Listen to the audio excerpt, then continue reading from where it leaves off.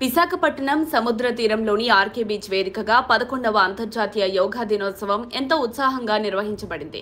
యోగా ఆసనాలకు లక్షలాది మంది ప్రజలు సాగర తీరానికి చేరుకున్నారు. ఈ ప్రత్యేక కార్యక్రమానికి ప్రధానమంత్రి నరేంద్ర మోదీ ముఖ్య అతిథిగా హాజరయ్యారు. ఆయనతో పాటు ఆంధ్రప్రదేశ్ గవర్నర్ జస్టిస్ అబ్దుల్ నజీర్, ముఖ్యమంత్రి చంద్రబాబు నాయుడు, డిప్యూటీ సీఎం పవన్ కళ్యాణ్, మంత్రి నారా లోకేష్ మరియు పలువురు ప్రముఖులు పాల్గొన్నారు. ఈ యోగా దినోత్సవాన్ని యోగాంధ్ర పేరిట నిర్వహించగా ఇది ప్రపంచ గిన్నిస్ రికార్డ్ అటెంప్ట్ గా నిలిచింది.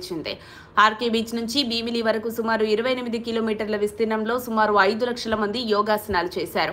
బీచ్ పొడవున 29 కిలోమీటర్ల వరకు 326 విభాగాలు ఏర్పాటు చేయబడి ఒక్కో విభాగంలో 1000 మందికి మాత్రమే అనుమతించారు. శిక్షణ పొందిన వారు మాత్రమే యోగాసనాల్లో పాల్గొన్నారు. ఉడా పార్క్ నుంచి భీమిలి వరకు ఇతర విభాగాలను 2 విధాలుగా విభజించి ఒక్కో విభాగంలో 672 నుంచి 1350 మంది వరకు కూర్చునే ఏర్పాట్లు చేశారు.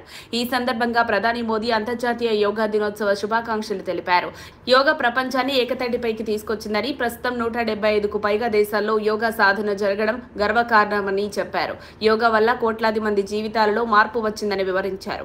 నేవీ నౌకల్లో కూడా యోగాసనాలు నిర్వహిస్తున్నారని తెలిపారు. ముఖ్యమంత్రి చంద్రబాబుకు, డిప్యూటీ సీఎం పవన్ కళ్యాణ్కు అభినందనలు తెలిపారు.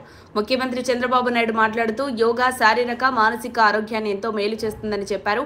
ప్రపంచవ్యాప్తంగా 130 దేశాల్లో యోగా దినోత్సవం జరుపుకుంటున్నట్లు తెలిపారు. యోగా కేవలం వ్యాయామం మాత్రమే కాకుండా క్రమశిక్షణ, ఏకాగ్రత పెంచేందుకు ఉపకరిస్తుందని వివరించారు. గిరిజన విద్యార్థులు సూర్య నమస్కారాలతో రికార్డు సాధించారని కూడా వెల్లడించారు. 2047 నాటికి స్వర్ణాంధ్ర సాధనలో యోగా కీలక పాత్ర పోషిస్తుందని చెప్పారు. డిప్యూటీ సీఎం పవన్ కళ్యాణ్ మాట్లాడుతూ యోగా ద్వారా ఒత్తిడిని జయించి విజయం సాధించవచ్చని పేర్కొన్నారు. యోగానికి ఆదియోగి, పతాంజలి లాంటి ఋషుల్ని స్మరించారు.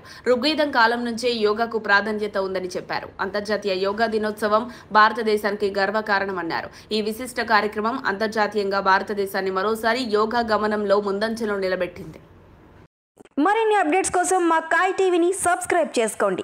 మా వీడియో కనుక మీకు నచ్చినట్లయితే లైక్ చేయండి, షేర్ చేయండి. మీ విలువైన అభిప్రాయాలను కామెంట్ బాక్స్లో తెలియజేయండి.